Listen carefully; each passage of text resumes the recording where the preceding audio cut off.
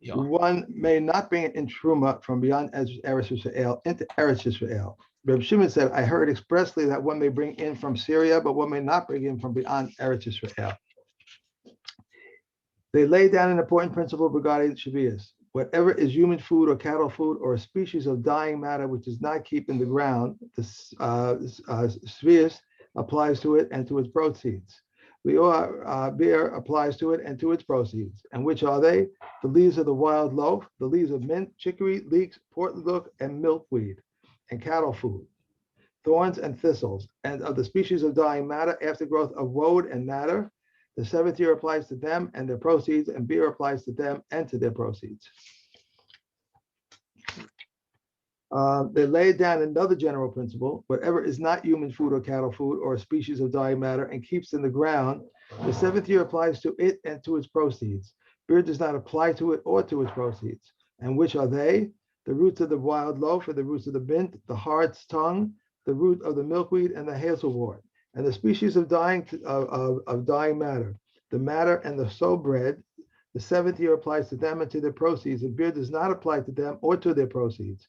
Reb Meir says beer applies to their proceeds until the new year. They said to him, beer does not apply to them, much less to their proceeds. Okay. Okay. Fine. Gimel.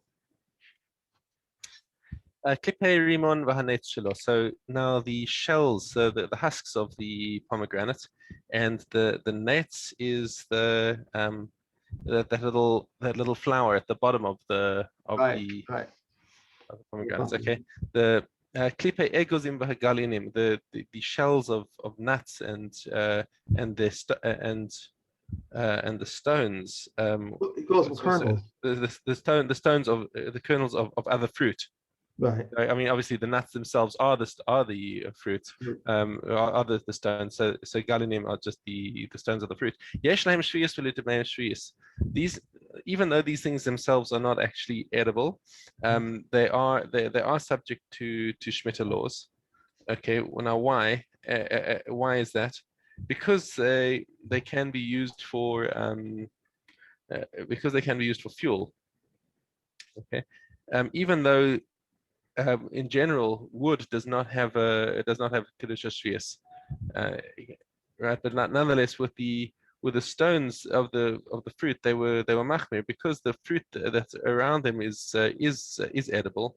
So they also, so Chazal said we should also treat the stones and the husks with the kedusha shvius, but they don't have a din of biur because they're not part of the main part of the fruit.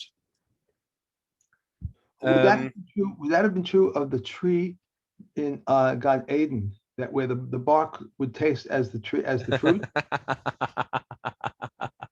Sorry about that. Okay, so assuming that there had been Shemitah in Gan Eden, Right. sounds like what if how many humans would a Tyrannosaurus Rex need to eat every day to no, okay. I've got an okay. Hypothetical questions we'll stay out of for now. Okay.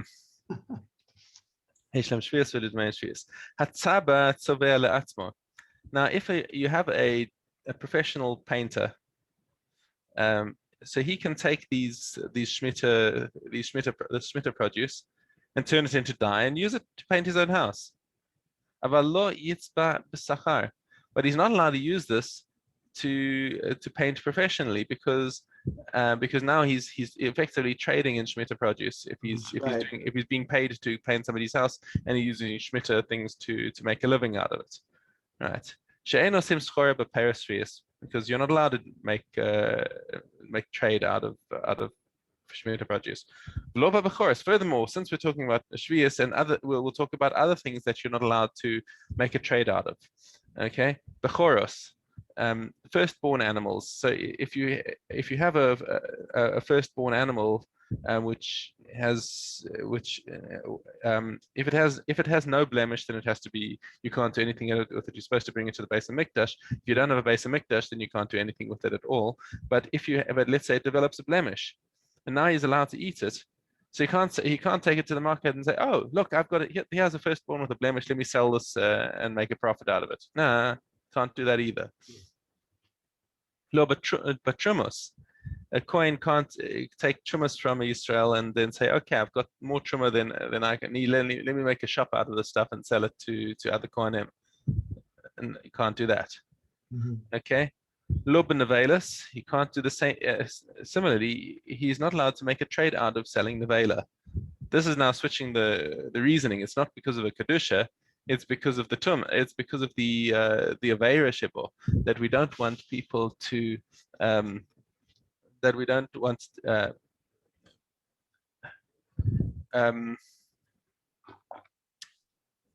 because it's just not fitting for Jews to be making a trade in non-kosher meat. Okay, lo betrefus, same thing over there. Lo bishkatzim, and not with the creepy crawlies v'lo beramasim. We just that normally comes together. Shkatzim v'ramasim, whether they're creepy crawlies in general.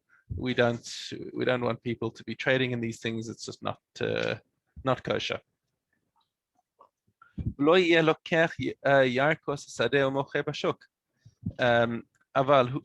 Right. So now returning to the subject of Shemitah, if he finds hefker produce growing in the field, he's not allowed to take it and sell it in the shuk. But he can take for himself. So he can take the hefker produce and use it for him and whatever he's got left over. If he took it for himself, then he's permitted to sell the leftovers. And we went through that in Mishna Aleph about was it Mishna Aleph that we said about I can't remember which Mishnah it was that we spoke about. Yes, we did speak about Mishnah Aleph because the Damim has got the Shemitah kedusha attaches to the money, so he's allowed to sell his excess stuff. Okay, but he's not allowed to make a trade out of it. So he can collect it, and his son can sell it on his behalf, or lakach la'atzmo v'hoser motar mochran. What you said before was that he could sell it if he used whatever. No, but it's really his son who could do it, not him. Now why his son? Okay, on his behalf. Okay,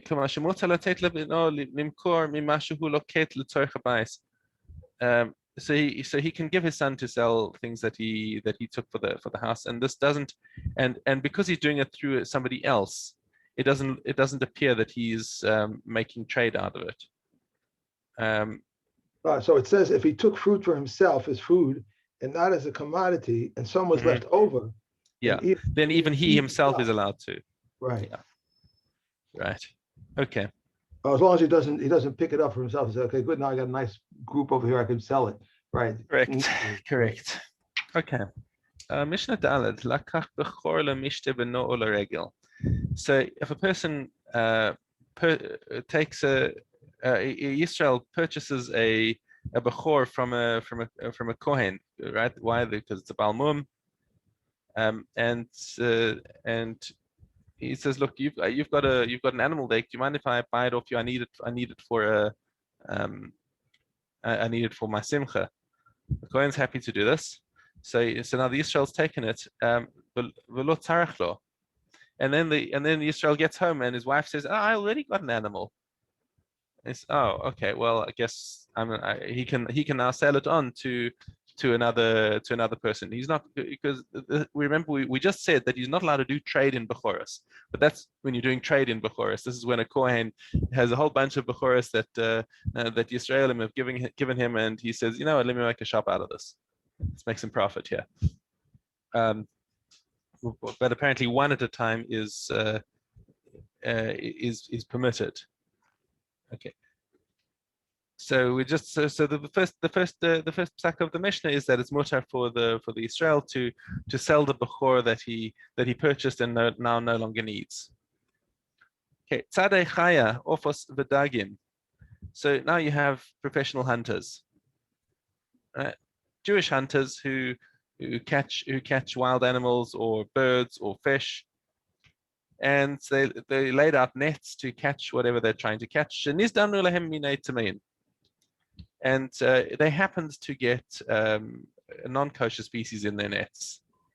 So they've caught these non-kosher animals, and they're now, they'll fetch a price on the non-Jewish market.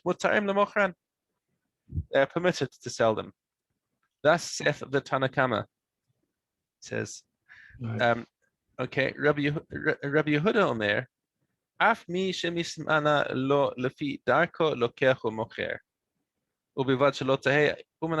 He says even a stam layman who chances upon a dead animal in the field, freshly dead, or one that he killed with his bare hands or something, and it'll fetch a good price in the non-Jewish shuk. He's allowed to sell it, says Rabbi Yehuda. Now, why is there a difference between a Chachamim Austrian? Now, there's a third opinion, which is now Chachamim coming and saying Austrian, because we didn't need if the Chachamim were the Tanna Kama, then we wouldn't need them to say at the end that Chachamim Austrian, because the Tanna Kama clearly did not hold like Rabbi Yehuda. So we can see that we've got three opinions in this Mishnah. And we'll clarify the Chachamim's opinion in just a minute.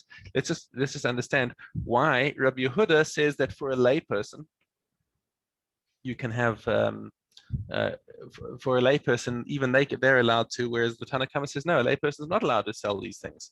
Okay, because apparently there were some taxes that the Malchus levied on hunters, just sort of a professional tax. Say, you want it's like a hunting license, right? Okay, so you guys want a hunting license, you have to pay extra. So Chachamim said, okay, give these guys some slack, because they've got to make back some profits in order to pay for this license. So we'll allow them also to sell whatever things that they found. But for a layperson, they've got no business getting involved in selling the velas and treifas and non-kosher species. Okay, so we don't want them to get involved. Okay, so now what's the difference between the Chachamim and the Tanna Kama? Is that according to the Tanna Kama, we saw it says the Tzaddik Chai offers a dagin mizdamnu lahem minei tamayin, that they happened to catch other things. It's only behizdamnut if it happens. Whereas the Chachamim say no, lechatchila. If the Jewish hunters can set out lechatchila to trap these other creatures. Then You want to take that? Yep. So we just gotten back to we were just talking about the point where the Chachamim were basically more lenient than the Tanna Kama, and they're saying that even lechatchila they could they would be allowed to trap these things, because this is their right. This will help them to pay for their taxes. Okay. Okay. Mishna Hey. Lulve zradim v'charuvim. Now these are the soft green branches of the zradim is a kind of a bush which has edible offshoots, and the charuvim, that's the carob. It's called the lulavim, right? The carob. They call them lulav. They call them lulavim because it's the soft new growth. Right. Okay. Yesh lahem Sheviis v'lidim mayim Sheviis. Yesh lahem beer v'lidim mayim beer. Considered completely edible, and since they will no longer have be available in the field at some point, once they've all hardened, then there's also din of beer. Okay. Lo ve'ha'ela va'botna va'atadin. So now again, the soft shoots of the ela. What's it? A terebinth. Of a pistachio tree. A pistachio, right, and a pistachio is a botna, right. Interesting that botnim in modern Hebrew is peanuts.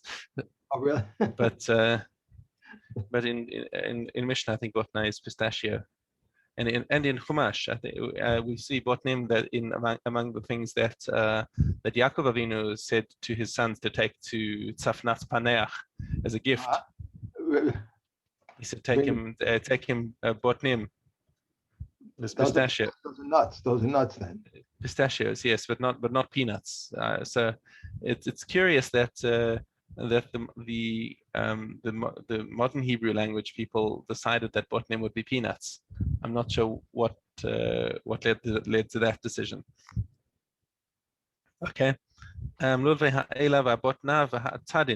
Atadin is another kind of thorny tree.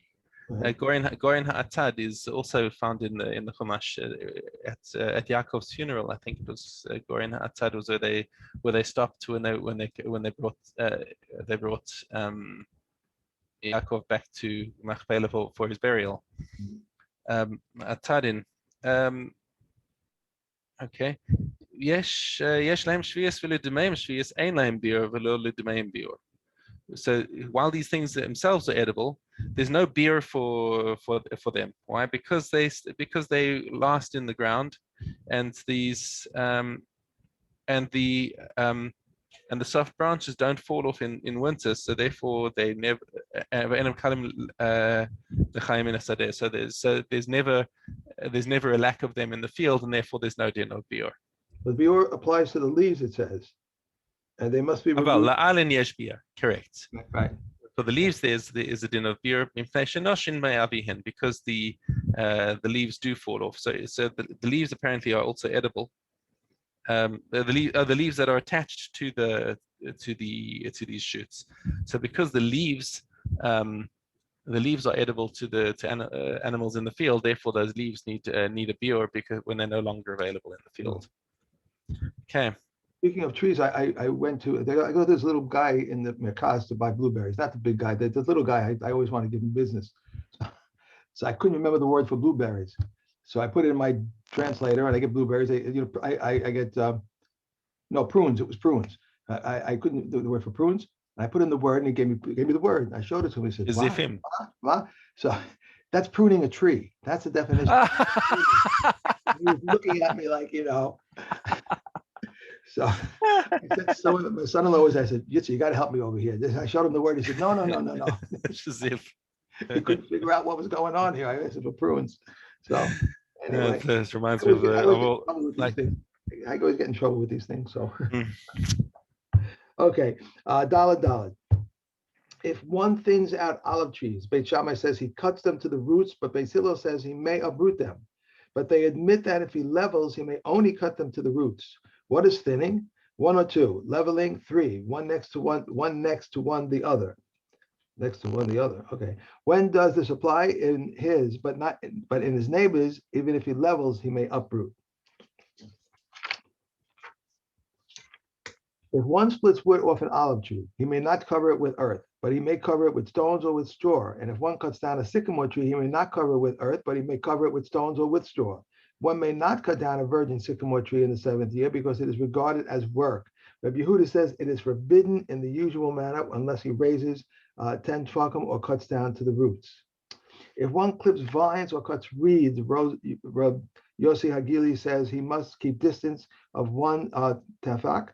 Rab Akiva says he cuts in his usual manner with an axe, a sickle, and a saw, or whatever he prefers.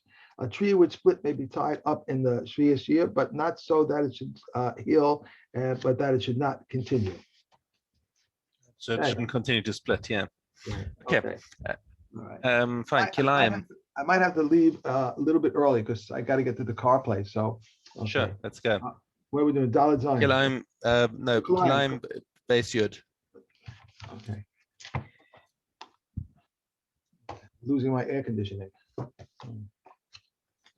Okay. Daled Yud. Everything within a Beit Rova is included in the measurement of the Beit Rova. The space occupied by a vine, a grave, or a rock is included in the measurement of the Beit Rova. Grain with grain, but Bet Rova, vegetables with vegetables, 6 amot. Grain with vegetables with grain, a Bet Rova. And Eliezer says vegetables with grain, 6 amot. Grain overhanging grain, vegetables over vegetables. Sorry, 6 tefachim, not 6 amas. Is it amas? Yes. Grain overhanging grain, vegetables over vegetables, grain over vegetables, vegetables over grain. All is permitted except Greek gourd. Reb Meir says also cucumber and Egyptian beans, but I prefer the words to mine. A bed of 6 tefachim by 6 tefachim may be sown with 5 seeds, 4 on one side, 4 on the 4 sides of the bed, and 1 in the middle.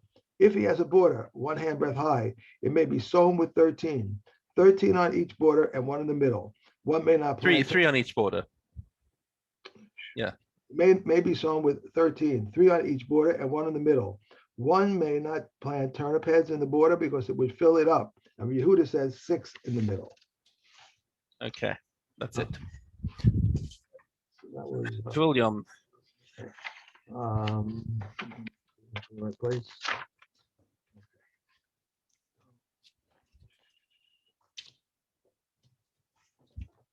Yeah.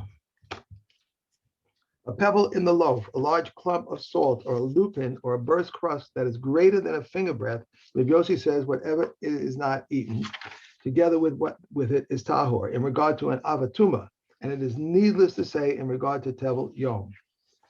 Barley and spelt that are not peeled, tia, asfotita, and alum. Rabbi Yehuda says even black beans are tahor in regard to avatuma, and it is needless to say in regard to tevel yom. These are the words of Rav Meir, but the comments say they are tahor in regard to tevel yom, but are tameh in regard to all other sources of tuma. Barley and spelt that are peeled, and wheat, whether it was peeled or not peeled, kitsak, sesame and pepper. Rabbi Yehuda says even white beans are tameh in regard to a tevel yom, and it is needless to say in regard to all other sources of tuma. Okay. Liquids that emanate from a tevel yom are like liquids that he touches. Both these liquids and those liquids do not tender foods tameh.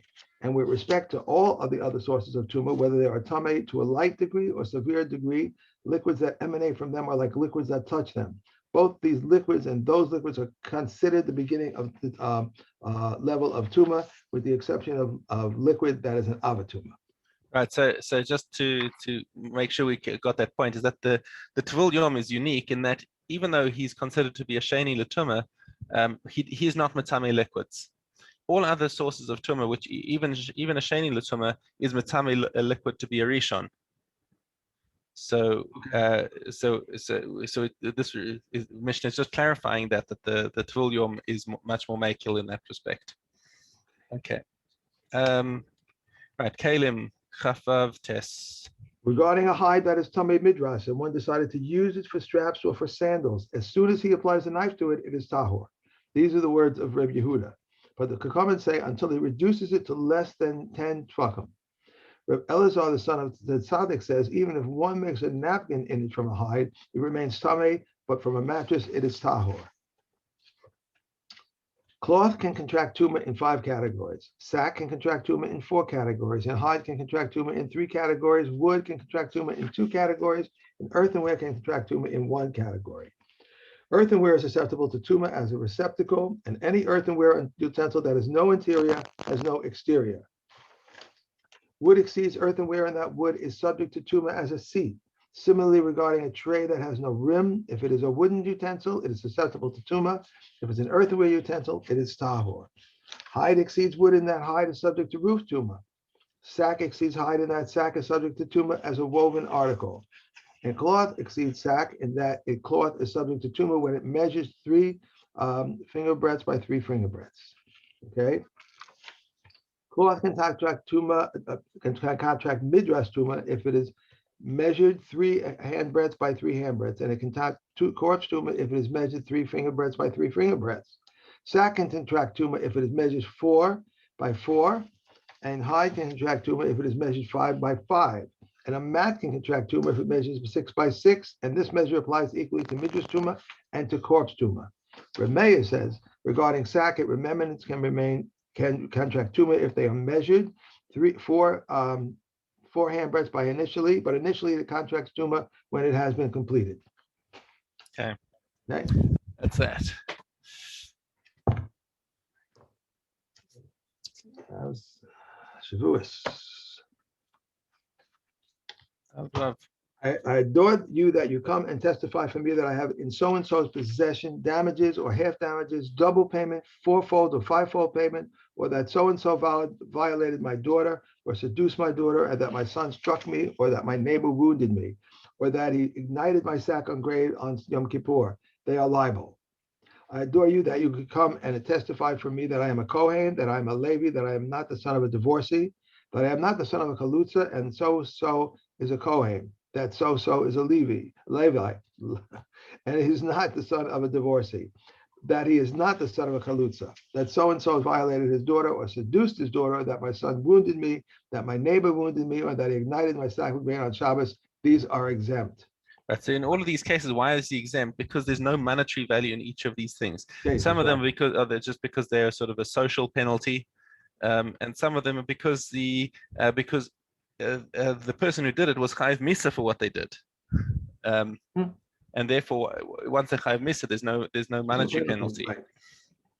I adore you that you come and testify for me that I so and so promised to give me 200 zuz, but he did not give me. They are exempt, for one is not liable except for the claim of money, as is the case of a deposit. Okay, so it's only if it was a real monetary claim, not to testify, to establish some sort of fact that is not binding now. Okay. Shoshana, they recite no fewer than the 10 kingship verses, the 10 remembrance verses, then the 10 shofar verses. Rabbi Yochanan ben Nori says if he recited 3 verses from each of them, he has discharged his obligation. They should not recite any of remembrance, kingship, or shofar, which alludes to punishment. He begins with verses from Torah and concludes with verses from the prophets. Rabbi Yossi says if he has concluded with verses from the Torah, he has discharged his obligation. In fact, we do conclude with a verse from the Torah in each case. We have 3 from the Chumash, 3 from Tehillim, 3 from Nach, and then 1 again from the Torah. Yeah. He who leads the service of Yom Tov or Rosh Hashanah, the second cousin causes the shofar to be blown. But when Hallel is said, the first cousin recites Hallel. For the shofar of Rosh Hashanah, they may not go beyond the Shabbos boundary, nor may they remove a heap of stones or debris for it, nor may they climb a tree, nor may they ride an animal, nor may they swim on the water, nor may they sever, whether with an implement that is prohibited under rabbinic law or with an implement that is prohibited by Torah through a negative commandment. But if one wishes to put water or wine into it, he may do so. One should not prevent the children from blowing the shofar. Rather, one may occupy himself with them until they learn to blow. One who practices, who has not discharged his obligation, and one who hears the shofar being blown from one who practices but not discharges his obligation. Right, it's got to be a kavanah. Both of the tokea and the shomea have both got to have kavanah. Was that 3? That's it. Yeah. That was 3. Well, we're going to a new Mishna after this. Oh, are we soon? Okay, after Rosh Hashanah's Tanis. Okay. Okay. Thank you. I'm sorry to run. I know you don't mind. No, great. No, you did.